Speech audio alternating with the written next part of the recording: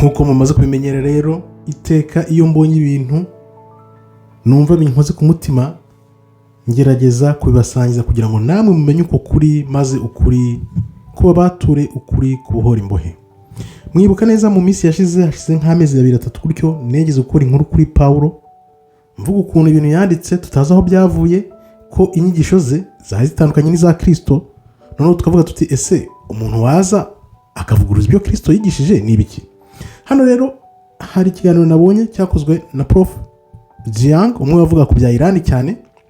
Ndagira ngo ntibasesengurire, tugishyire mu Kinyarwanda, atari gusesengura ahubwo ntibasomere uko kiri, nta kintu nongeyemo, nta kintu mvanyemo, kireka wenda ibyo bigende mvuga nkora nka comments, ariko namwe mwiyumvira ukuntu ibintu byagenze. Ibintu nabikoze biganiro mu minsi yashize, abantu baravuga ngo no ibintu bishoboka kuko Paulo nyine niwe bigishijwe, niwe babwiye gusa. Ariko reka turebe ibintu bya Paulo kuko ibintu bari gutegurira isi. Hari indi video wenda nzihangana nkakora ejo y'ibintu bazakorera yaba Amerika, yaba Afrika, yaba Burayi, ibintu bazazana kugira ngo babeshye abantu none bongere bajyane mu icuraburindi. Noneho murebe ibintu bya Paulo, nawe ubwawe ubyirebere, ubyumve, ushungure, wumve uko bimeze kugira ngo wivanire mu kuri. Ntufate ibyo nkubwiye cyangwa ibyo ngusomeye nk'ukuri, ariko wowe ushungure wishakira ukuri. Reka dutangire rero. Mbere yo gutangira nabonye mufite umugambi wo gukomeza gukandaho like kugira ngo tuzamuke. Video y'ubushize nta nubwo nigeze mbasaba like, ariko nabonye mwazishyizeho, nimuzishyireho ubundi tuzamuke turebe ukuri, kuko ngira ngo uko iminsi igenda yicuma mwese mutangiye kubona n'amaso yanyu ko ibyo batubwiye byose ari ibinyoma 100% byose. Yes, Kristo yabayeho, Imana iriho, byose biriho, ariko kuba bitubwiye byose ni ibinyoma gusa ni ibinyoma. Utabibona, hari umuntu wavuze muri no minsi ngo umuntu utarabona ko ibintu byose twabwiye ari ibinyoma, uwo muntu ntago ari uwacu kabisa. Dukomeze turebe. Reka turebe ibya Paulo rero. Ngiye kugerageza mbibasomere gahoro noneho turebe ibintu uko bimeze. Hari umuntu wagiye Yerusalemu mu myaka 50 babara nyine kuva kuri 0 kazamuka kujya kuri 50 nyuma y'ivuga rya Kristo. Yari umukire, yari yarize bihambaye, yavugaga ikigereki nk'abantu baba filozofe b'abanyabwenge bahambaye cyane, akavuga igiheburayo nk'umwigisha w'amategeko, noneho akavuga n'ikilatini nk'umuntu wo mu biro. Yari akomeye cyane, urumva ko yari yarize, yari azi ikigereki, azi igiheburayo, azi ikilatini. Yari afite amabaruwa amuha ububasha yahawe n'abayiheburayo. Abayoboraga abaheburayo bari abacamanza bakomeye. Yari afite rero ubudahangarwa yahabwaga n'Abaroma. Abaroma bari baramuhaye ubudahangarwa bukomeye cyane, noneho we abikoresha kugira ngo ahindure imyaka 2000 yari gukurikira iyo myaka turimo uyu munsi, kugira ngo noneho ahazaza ha muntu hahindure. Urumva ko ibyo byose yakoresheje, cyangwa se kugira ngo bamutoranye ibyo byose yagiyemo, bari bafite izo gahunda. Izina rye rero nta wundi ni Paulo. Uzi ko muri Bibiliya batubwira ngo yitwaga Sawuli, ngaragenda atoteza abantu, akubita abantu, ibica abantu, ahura n'ijwi ry'Uwiteka ku nzira ya Damasiko. Niko batubwiye muri Bibiliya, n'ibyo tuzi niko twayifashe. Reka dukomeze twumve rero ibyo yakoze rero. We ahubwo yafashe amateka arayahindura, arayacurika kugira ngo abone imbaraga. Yahise ajya ahantu muri Empire y'Abaroma, ahantu hari hatinyitse, hari hakomeye, nta muntu upfa kuhajya. Ariko gahunda yari afite we ni iyihe? Gahunda nuko bwa bwami Kristo yatubwiye buri mu muntu, kwa kundi Imana ikurema ikakuremana ubumana bwayo bukurimo. Buri muntu wese arimanwa ubumana bwa burimo. We rero yabigenje ati, yaravuze ati niba ari uko bimeze reka mbihindure. Noneho abigenza ati rero, aravuga ati ibi bintu reka mbihinduremo kunyumvira isi itigeze ibona na gato, aho kugira ngo bamenye ngo ubwami bw'Uwiteka bubarimo imbere, noneho bo bazashaka Imana biyunge nayo, ahubwo ngewe reka mbabwire ko bagomba kunyumvira.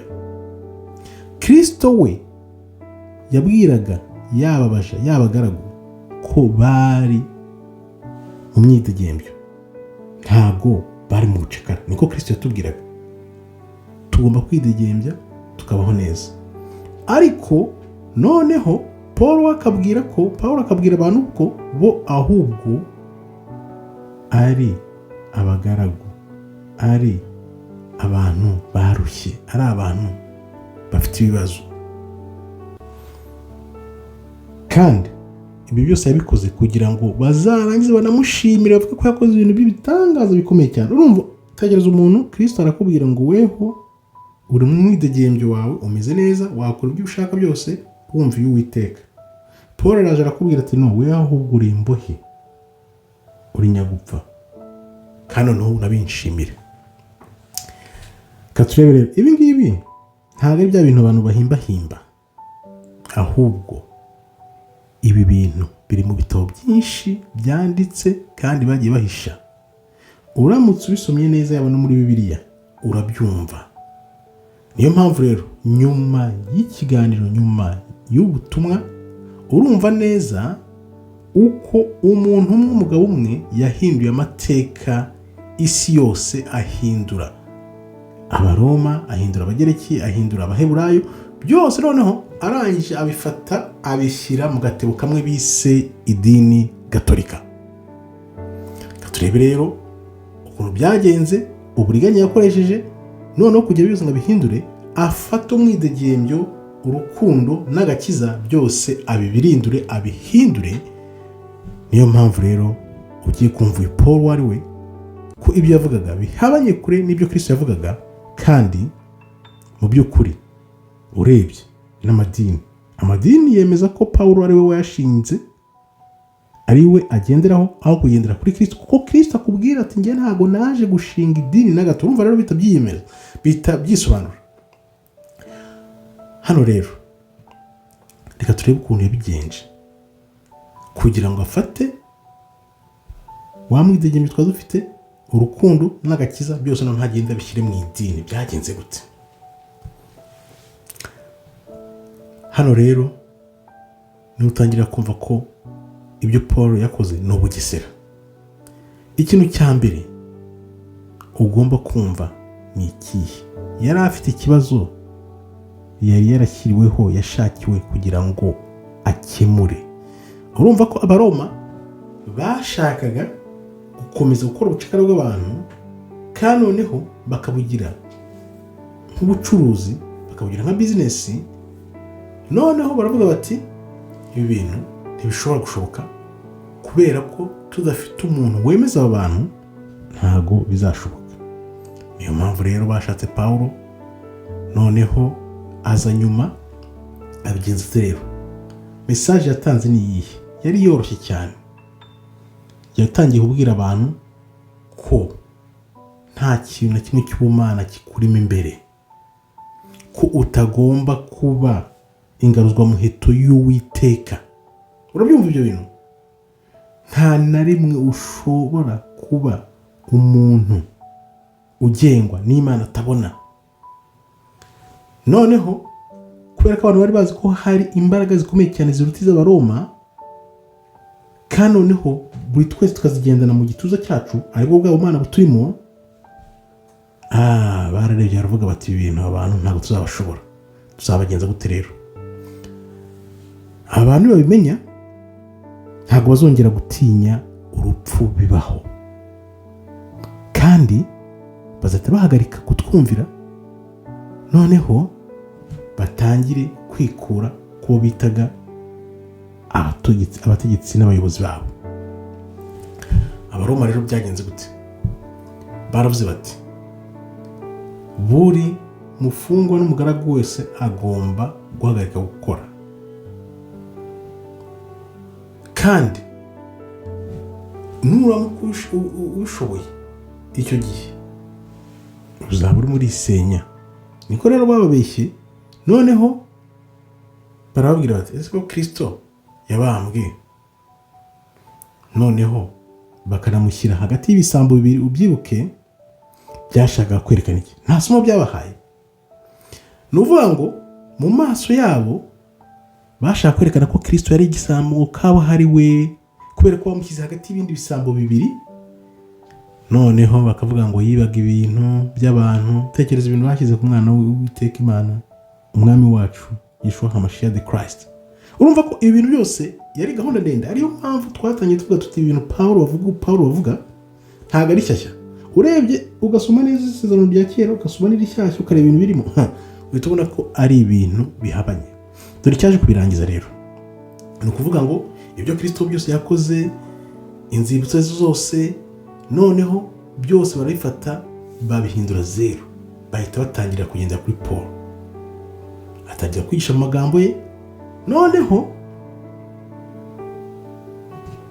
bwa bwami bwari buturimo Kristo yatwigishije genda bucika intege, bubura gahoro gahoro gahoro gahoro. Ariko abaroma baje kwigarurira abantu, noneho biriya bintu by'abaroma n'abagatolika byose bikwira ahantu hirya no hino, wagira ngo n'umuriro w'inkongi. Abaroma rero baravuze bati abantu ntabwo dushobora kubashoboza imbaraga za gisirikare, kandi ntushobora kwica igitekerezo.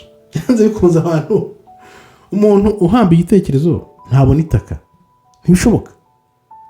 Noneho baravuga bati dukeneye umuntu uzobereye muri ibi bintu, kandi noneho uzi imico yose, uzafata abantu bose noneho akabashyira mu gatebo kamwe. Ariko bakoze iryo dini ry'abakatolika. Wibuke ko mu gitabo ryari ryarahishuwe, ryari ryarahanuwe, idini ry'ikizira rizaza rigahindura ibintu byose. Urumva ko bahinduye bya bintu, mwidegembye mwari mufite rwa rukundo rukagakiza, bazanye uwo Pawulo. Noneho baravuga bati abantu kugira ngo tubashobore, tugomba noneho kubahindura imyumvire. Noneho rero bagira gute? Bafata ibyo Kristo yigishaga byose, noneho babijyana mu mujyo wabo, barabihindura. Noneho suku birema mu burimiro karahava, yaba abari bategetswe n'abagore, abantu bari bazi kuvuga, abakire, abigengaga bose. Noneho barabitora, barabyemeza, baravuga bati uyu muntu niwe uzanye ibintu bya nyabyo, niwe uzanye ibintu bya nyabyo. Noneho baranababeshya, baravuga ngo ibi nibyo Kristo yigishaga, ko yamani kurimo mutagomba kwiyitaho cyane. Noneho ahubwo noneho hari undi muntu noneho uzaza hagati yawe n'Imana. Aribyo biriya by'abapadiri byaje ngo umupadiri aragusabira ngo imbabazi ku Mana. Nuko byaje baciye abantu intege, babereka ko batigerera ku Mana direct uwo mwanya, ahubwo ngo hagomba kuzamo undi muntu uzajya ubahuza n'Imana. Nuko nguko ibintu by'agatolika byo guhuza abantu n'Imana byaje. Ubwo rero biratangiye, bibayeho. Ariko noneho bakaba hari umuntu wabibangamiraga, uwo bitaga James, bavuga ko yari umuvandimwe wa Kristo. Ubwo rero Yerusalemu hose batangira kwiruka muri ibyo. Ariko noneho kuba James yari akiriho byarabangamiraga, byarabananiye ko yanyomozaga ibyo binyoma. Wibuke ko yari azi ibyo Kristo yigishaga. Noneho ba Paulo bakwigisha, bakavuga bati ntibishoboka. Noneho bibaho ngaho babona ko bafite ikibazo, kubera ko ibyo babeshyaga byose James yarabihinyuzaga, akabereka ati no, ibyo Paul ababwira kandi Kristo yavuze birahabanye, kuko Kristo uko yabivuze bihabanye n'uko Paul abikubwira. Noneho James kuko yari yarakuranye na Kristo, yarasangiye nawe, yarazi byose, nibwo yabwiraga abantu akavuga ati ibintu Paul ari kubabwira ntabwo ari Imana yabimutumye. Noneho Kristo muvandimwe wanjye niwe watanze ubutumwa dore ko yabuvugaga. James akabikubwira ko ubwami bw'Imana iteka buri muri weho. Noneho Paul akavuga ati no, ntibishoboka, ibyo James avuga ntabwo ari byo.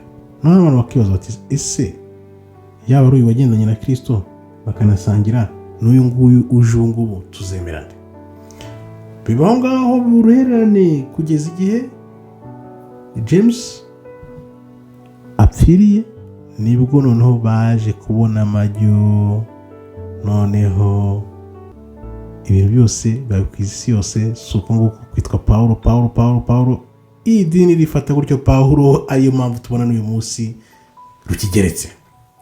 Turebe rero, ntugire ngo James ngo yarapfuye gutya gusa, baramwishe kugira ngo ibyo bintu bya Pawulo bifate, bagumye kwica James. Noneho baravuga bati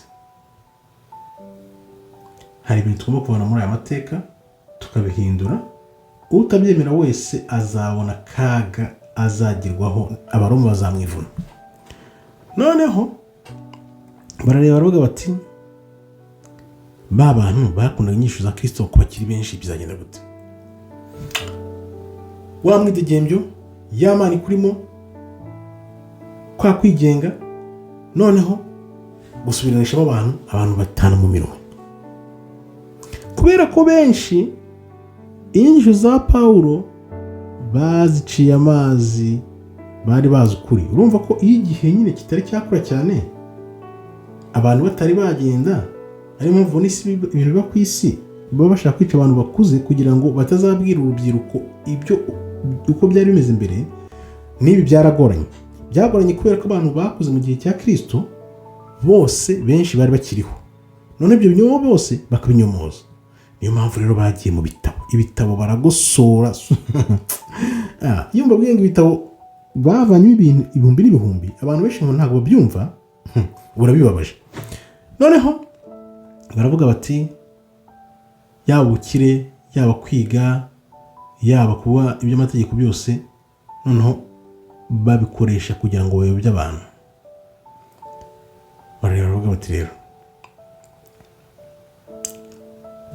ya makuru mu ijwi Pawulo yahuriye naryo ku muhanda w'i Damasiko rikamuhindura ngo umukristo, abantu baravuze byakabaye byo, ariko usuye umuntu uzi utubwira ibyo ngibyo kukiyigisha inyigisho zitandukanye n'iza Kristo.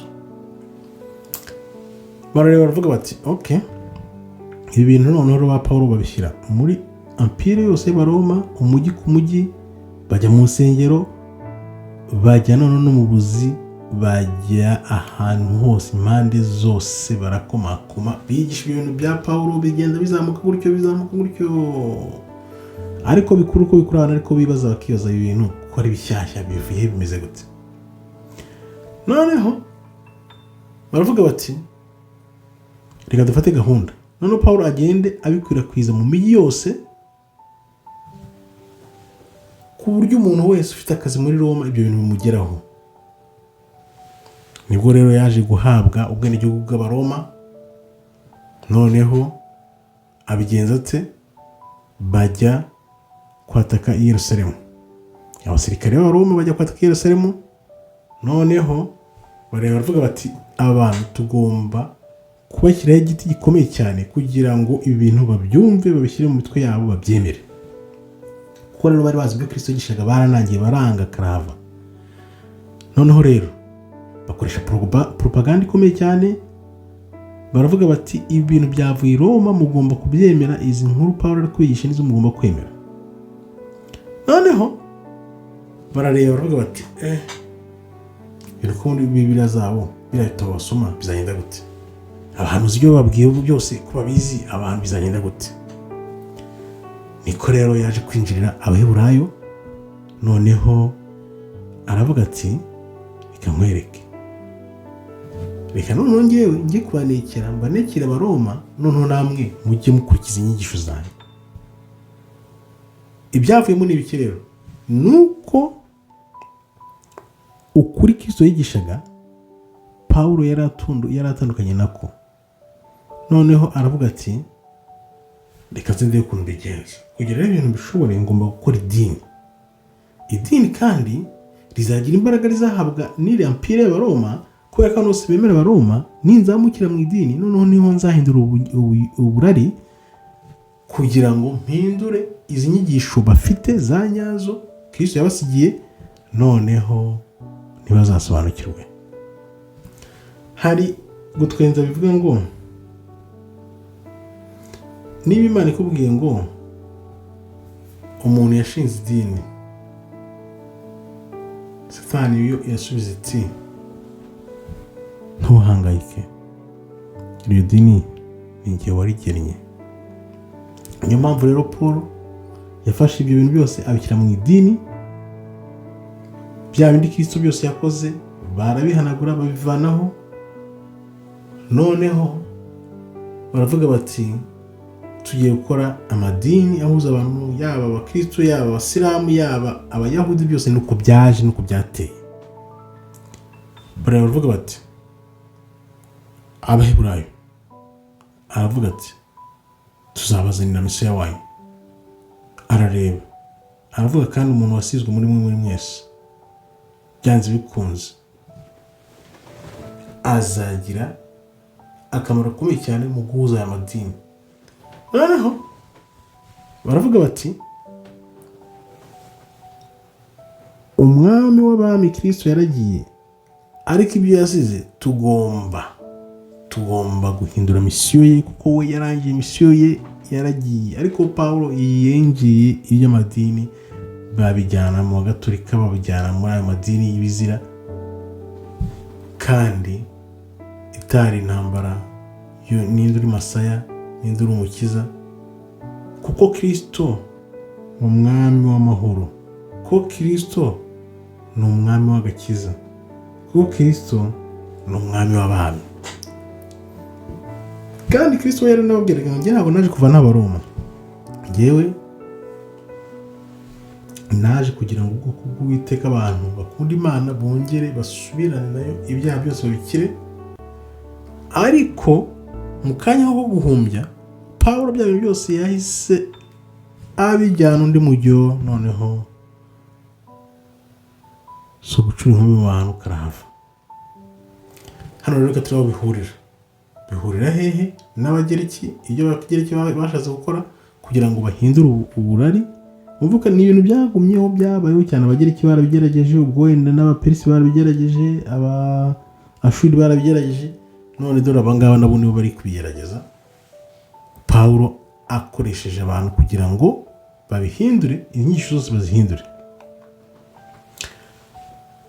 Yahise afata abantu rero bamukurikira, abakurikira Kristo, aravuga ati no reka tube tubaretse, ariko reka ngendane n'abangaba bari kumurikira. Byageze gutya bakajya basangira. Noneho aravuga ati uko ibintu bimeze tugomba kwihuza n'ijuru. Kuko nabo yatangiye avuga, noneho bajya mu rusengero bafata kuvuka ku muntu utaragezeho n'umugabo nka kuriya Kristo yavutse, bafata urupfu, bafata izuka, byose noneho bakajya babivugiraho mu gihe bafata amafunguro. Ariho ubona hari having Eucharistia, iri abarya mu Gatolika bita umugati na vino, byandi barya mu kiliziya, bakavuga bati turi mu biro Kristo bimeze gutya na gutya. Naho ngaho byavuye baravuze bati reka dufate ibintu byose noneho tubigenze gute kugira ngo abantu tubashobore twingufu, tujye tubaha uriya mugati, tuwe no kuri vino, noneho n'ibinarimba tubabatize. Kuko buryo ngo iyo umuntu akubatije biba birangiye abagufasheho nk'umunyago. Katurebe rero uko Paul yaje kubigera i Roma, arongera avayo, noneho babigenza gute? Kubera ko abakurambere bacu bari barasize bavuze ko nta muntu n'umwe ugomba kuzatana agacukubiri n'Uwiteka, yagombaga kuba azi ibyo abakurambere basize bavuze ko. Akaba ariyo mpamvu